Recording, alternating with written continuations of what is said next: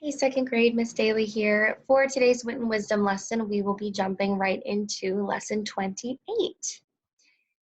For lesson 28, we will be talking a little bit about author's purpose. And we've learned about author's purpose throughout distance learning. We know that there are three reasons why an author would write a certain text. So the first reading is to persuade, and to persuade means that the author might be trying to convince you to think or to act in a certain way. So for example, if I wanted to persuade you that the best kind of ice cream was chocolate ice cream, I would say, the best kind of ice cream is chocolate ice cream. I think it's the best because this. So persuading means you're trying to get the reader or the other person to think the same way that you do and convince you to think the same way. All right, so persuade. The second reason why an author might write a text is to inform. Inform means to give you information or to give you facts. So is the author telling you facts about whatever the text is about? Is the author trying to teach you how to do something? And did you learn something new from the article or from the text? So if an author's purpose is to inform you, they are giving you information. They are not putting their opinion in it because then it doesn't become a fact, okay? The third reason an author might write a text is to entertain. And entertain means it might be funny, it might be silly, it might be really, really interesting, or it might be written just for fun. So entertaining is kind of like the feeling you get when you're watching a movie or a TV show. It's just fun and it's silly.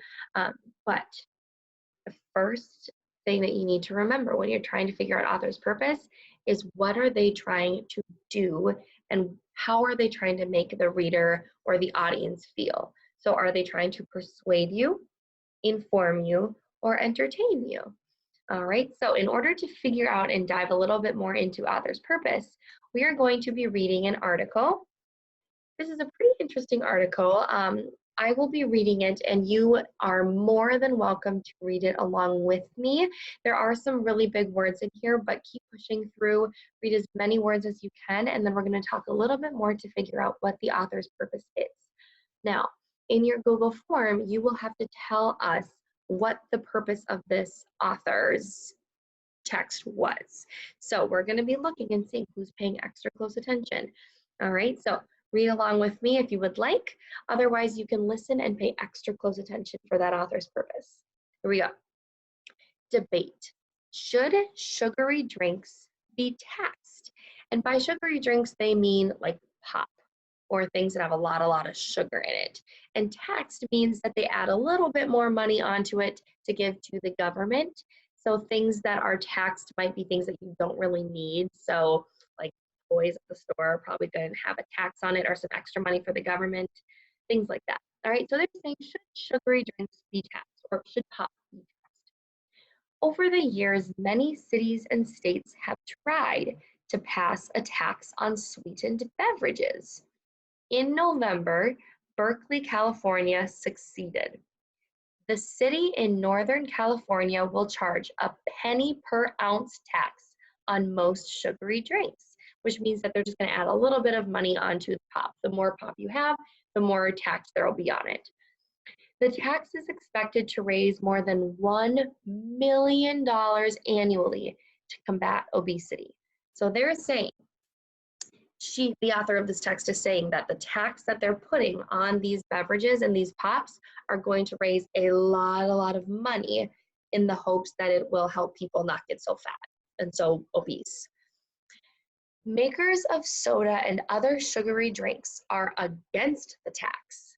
They say singling out one product will not solve the obesity problem in America. They also argue that a tax is an attack on personal freedom. So to sum this up, the author is saying that the people that make the soda and all other sugary drinks don't want pop to be taxed. They say that just taxing one itty bitty product isn't going to help people not get fat.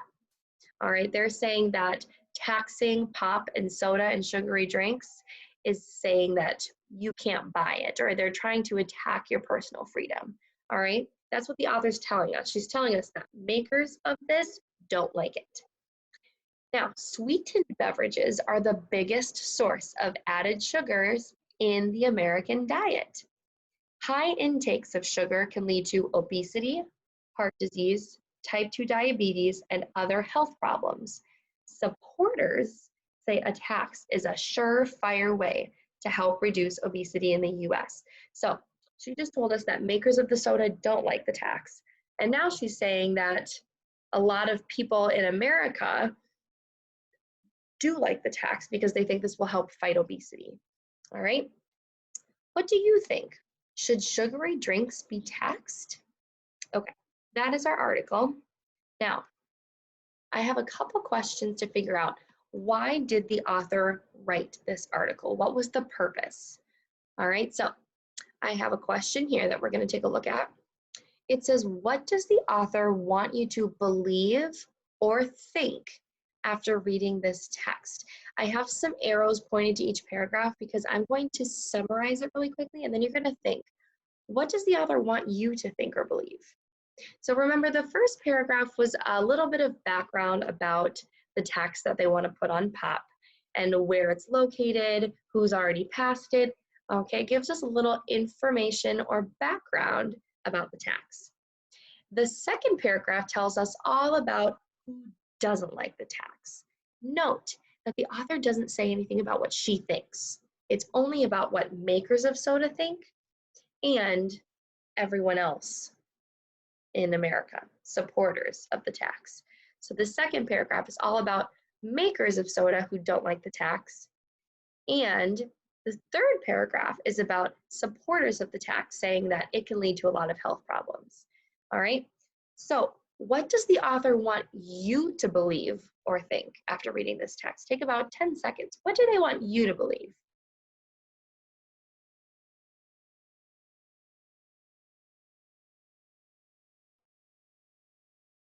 All right, let's come back together. This was a tricky question because the author didn't tell you to think a certain way. The author is not trying to sway you or convince you of anything. She's just giving you facts about the tax. So she's giving you facts about why makers of soda don't want the tax. She's giving you facts about why supporters want the tax for health problems. But yes or no? Has she told you what to think? No, she hasn't told you what to think at all. But now let's think about this. Why do you think the author wrote this article? Did she try to persuade you or convince you to think a certain way? Is she trying to inform you, like giving you facts and information about it? Or is she trying to entertain you? Is this a silly or funny article? If you think she's trying to persuade you and convince you of something, put your hands on your head. If you think she's trying to inform you or give you facts and information, put your hands on your shoulders. And if you think she's meant to entertain you, do a little dance. Those of you that have your hands on your shoulders are correct. This author is trying to inform the audience and give us a ton of information about the tax. For example, she's saying, they say singling out one product will not solve the obesity problem in America. This paragraph is talking about makers of soda and other sugary drinks, what they believe, but she's not telling you what she believes. She's giving you information about people that don't believe in it. And then here she says, high intakes of sugar can lead to obesity, heart disease, type 2 diabetes, and other health problems. Now she's really giving us facts. This is in no way an opinion. She's actually saying that lots of sugar can lead to a lot of disease. All right, so she's giving us information, she's giving us facts, and she's backing up everything she's saying too.